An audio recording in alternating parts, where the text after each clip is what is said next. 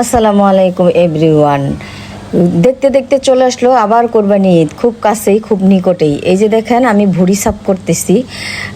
ভুড়ি আমি খাই, আমার বাচ্চারা খায়, ওর বাবাও খায়। আমি ভুড়ি সাফ করতেছি। এই দেখেন, এই ভুড়ি নিয়ে এই কোরবানি আসতেছে। আপনি কোরবানি দিবেন না, কিন্তু আপনি ওদের সাথে দিবেন না, আপনাকে বাধ্য করবে দেওয়ার জন্য। আর এই কোরবানির ভুড়ি, মাগো মা, সে প্রাইম মিনিস্টার ছেলে মোদির মেয়েকে বিয়ে করছে। সে মোদির মেয়ে ভুড়ি খায় কিন্তু ধরে না, তার ঘৃণা লাগে।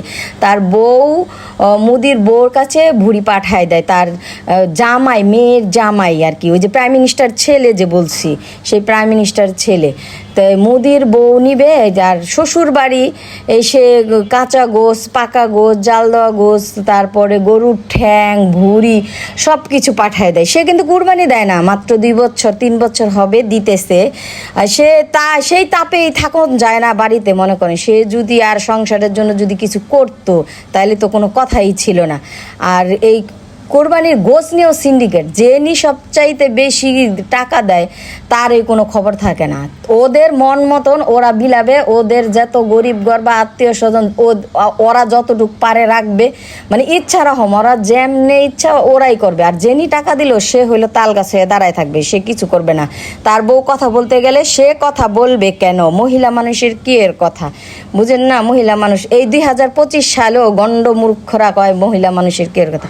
ও যাক, এই মুদির যে মেয়ের জামাই, মুদির মেয়ের জামাই তো বিশাল বড় ধনী, আর তার বাবা হলো আরেক ধনী। সেই মনে করেন এই কোরবানির গোস তার বাবার শ্বশুরবাড়ি, তার শ্বশুরবাড়ি, তার ছেলের শ্বশুরবাড়ি, তারপরে তার ছেলের শ্বশুরবাড়ি আত্মীয় স্বজন, এমনকি ছেলের ফুপু শাশুড়ি পর্যন্ত এসে বসে থাকে।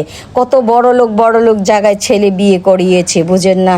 আবার কেউ হাত দাও খেতে জানে না, বদনানিয়া বাথরুমে যেতে হয়, এত ধনীর মেয়েদের এনেছে, বুঝছেন? তাই আর কি বলবো, মনে করেন জানা দেখছি, জানা শুনছি, সব কিছু দেখাইলো আল্লাহ, শুনাইলো আল্লাহ, যেন এদেরকে এই হালে রাখে, এই হালে দেখতে দেয়।